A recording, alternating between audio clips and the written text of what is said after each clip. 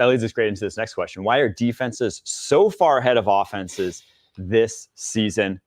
I thought about this a lot, and it's obviously been something I've noticed a ton, week 1, week 2. To me, there's 2 big things that are really at play here.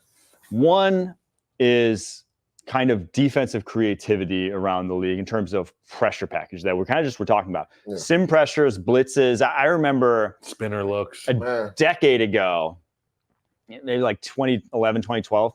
Mike Zimmer in the double A gap was like the peak of blitz creativity. That was it. If you don't have double A gap nowadays, you're Mike like left, way behind. Like they used it, but that was like, everyone's like, oh yeah, Mike Zimmer in the double A. It's like, that's commonplace throughout the NFL now. So I think the blitz creativity, sim pressures, Georgia was famous for this under Kirby Smart and how they use those linebackers to, they're rushing 4, but you don't know where those 4 guys are coming from. That's what sim pressure is. Yep. That's the blitz creativity is off the charts this year, and everyone's using it. If you're not, you're falling behind.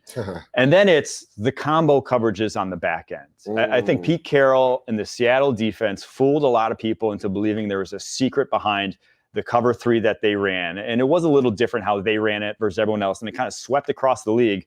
But the real secret was they had future Hall of Famers at linebacker, cornerback, and safety. That was the real secret to the Seattle cover 3. Jimmy and the Joes, they could have ran cover 4. They could have ran man coverage. Man. They just had a house of a defense that year. And a lot of people try to copy it. And you saw their DCs go throughout the league. And Gus Bradley just not have the success that Pete Carroll and that Seattle defense did because they didn't have the horses. But now you're seeing teams realize, if we don't have the horses in the secondary, let's just put my corner that stinks as a cloud corner, and he just plays the flat for me all day. And so you've seen kind of this massive increase in quarters, cover 6, which is 2 deep safeties and a quarter and a half field safety, like a cover 2 safety over the top of one side. And that's just everyone on base downs in the open field. That's what they're running nowadays. And so offense is just those explosive play action plays are not there because what was once, when you're running the Seattle cover 3, it's 3 deep zone, but you actually have 2 corners at the line of scrimmage that have to then cover their deep zones. Now it's 4 guys deep, right? Every single snap, or 2 deep safeties and a guy running in the middle of the football field. So everyone's trying to keep those explosive plays down. And with so many young quarterbacks, you don't have guys who are Tom Brady that can just do what you give them. What he did over the years against cover 2, which is just 6-yard gain, 6-yard gain, 5-yard gain, and just keep going down the football field.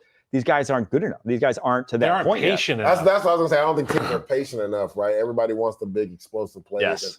We were talking about this with Patrick Mahomes. Like, sometimes you have to be a manager of the game and matriculate the ball down the field. And I think that's what made Bill Belichick and his defense so hard to go up against, because they weren't going to beat themselves. Like, if you were going to get it, you're going to have to earn it the hard way.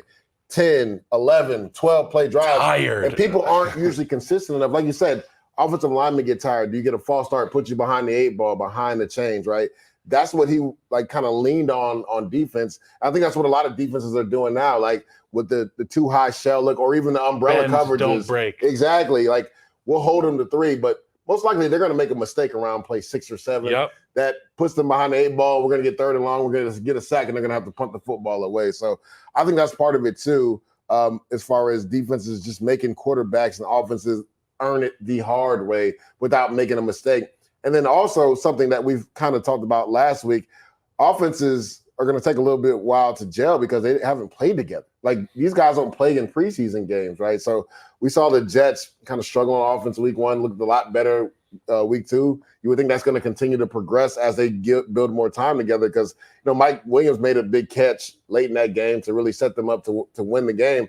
But he didn't do any reps in training camp, right? So it's going to take time for him to gel with Aaron Rodgers to be implemented into the offense. And teams across the NFL, that's why usually the Chiefs start faster than everybody because they actually play in preseason games. And the Kansas City Chiefs training camp is a real training camp. Real. There's only a handful of teams that go truly away for training camp now. And I'm not talking about Napa Valley or Oxnard. Come on. I'm talking about a place called St. Joseph's, Missouri, which if you've never been, the only thing going on is I think it's Southwestern Missouri State University. And the Chiefs, and when they go to camp there, they don't start it with a stretch line. They start it with a 7-man sled, like it's 1994, okay?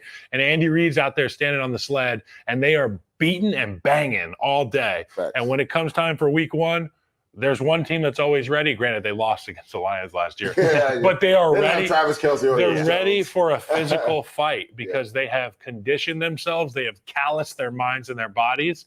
And I think a big part of why these defenses are so ahead right now, particularly early in the season, is just because of that. You know, you're getting your real reps now in the early quarter of the season. Once we move into the second quarter of the season, that's when things start to catch up.